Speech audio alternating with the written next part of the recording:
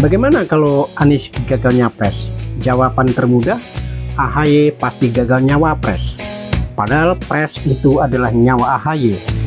Tapi karena pasang harga tinggi, apakah AHY mau mencari posisi sebagai sekedar wali kota, sekedar bupati, atau sekedar gubernur?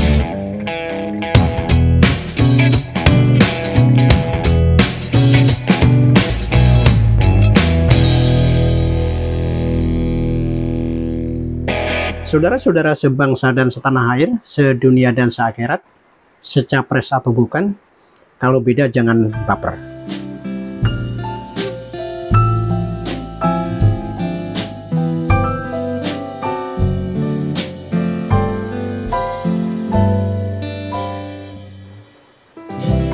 AHY mungkin bagian tragedi politik kita yang tidak terhindarkan. Bukan soal ia karbitan, tetapi sistem politik kita membuat AHY dipermain-mainkan oleh sistem politik kita yang elitis dan karena itu transaksional. Omong kosong pembicaraan mengenai kompetensi dan kapasitas meski terjun pertama kali ke politik langsung nyalonin cagup di DKI Jakarta tahun 2017, tampaknya kekalahannya membuat dia mungkin berkesimpulan tidak layak sebagai cagup, melainkan capres. Cuma persoalannya, meskipun menyerahkan pilihan cawapres pada Anies Baswedan seperti dikatakan Ketua Umum Nasdem Surya Paloh, ketika deklarasi pencapresan Anies pada Oktober 2022, tampaknya pernyataan politik khas politikus kita nyata soal cawapres menjadi persoalan benar bagi terjadinya koalisi Nasdem dengan PKS dan Demokrat. Terdengar kabar PKS bahkan sampai pada pernyataan ikhlas jika Anies akhirnya dipasangkan dengan AHY. Tapi persoalan yang muncul kemudian, Nasdem mau tidak? Jika tidak, kenapa kemudian beberapa elite Nasdem sudah pasang badan jika koalisi gagal mereka minta maaf pada masyarakat karena tak bisa mengantarkan Anies sebagai capres pada Pilpres 2024? Kenapa kemudian mereka, para elite Nasdem itu, bersama-sama ke kubu koalisi yang dibangun antara Gerindra dan PKB? Kebetulan, sekedar menyampaikan selamat atas dibangunnya sekber antara PKB dan Gerindra. Tak ada yang kebetulan dalam politik. Kalau ada politikus mengatakan kebetulan, cukup alasan untuk Anda untuk tidak memilihnya, apalagi memperhitungkan. Karena politikus yang terlalu banyak mengatakan kebetulan artinya kebanyakan bohong, alias tidak bisa dipercaya.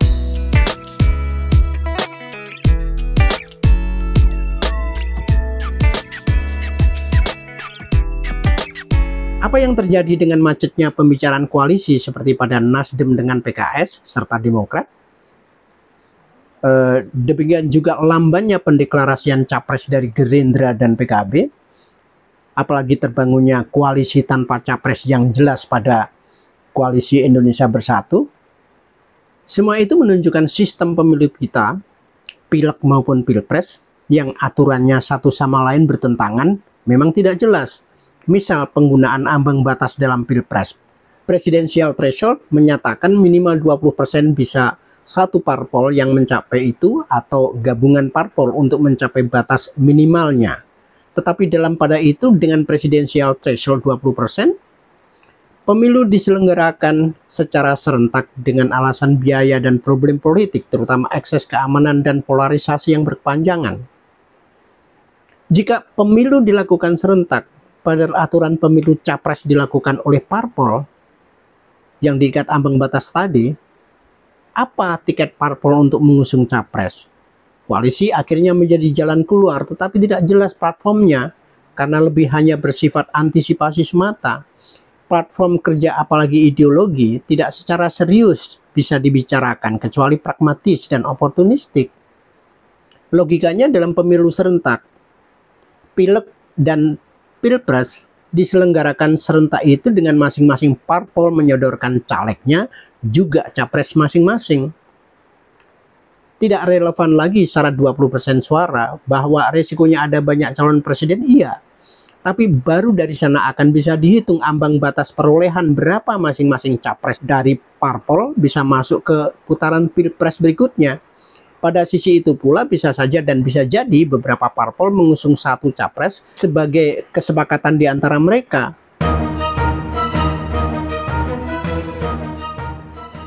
Pada sisi lain, sistem pemerintahan kita juga tidak jelas memakai sistem pemerintahan presidensial atau sistem parlementer.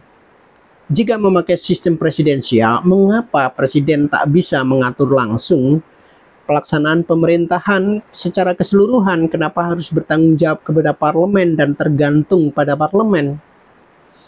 Kenapa partai politik menjadi terbagi dua atas nama koalisi partai penguasa dan oposisi? Bukankah mestinya partai politik berfokus di parlemen dalam fungsi pengawasan pada presiden sebagai kepala pemerintahan atau eksekutif? Bukti ketidakmandirian presiden bisa dilihat dalam pembentukan kabinet dan lembaga-lembaga lain, di mana hal itu bisa menjadi deal-deal politik antara partai politik dan presiden yang notabene juga sebetulnya dari partai politik. Karena misalnya dalam sistem presidensial yang kita anut, faktanya pembentukan kabinet sangat bergantung pada mayoritas dukungan parlemen. Nyatanya juga parlemen terlihat powerful mengendalikan kabinet, apalagi jika anggota kabinet bukan dari partai mayoritas.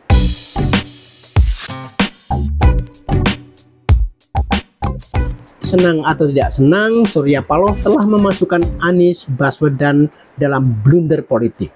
Sekaligus hal itu bagi Nasdem selaku partai pendukung pemerintah. Blunder politik itu memposisikan Nasdem sebagaimana dalam istilah Jawa, legan golek momongan, cari kerjaan karena kurang perhitungan atau tak punya konsep yang jelas.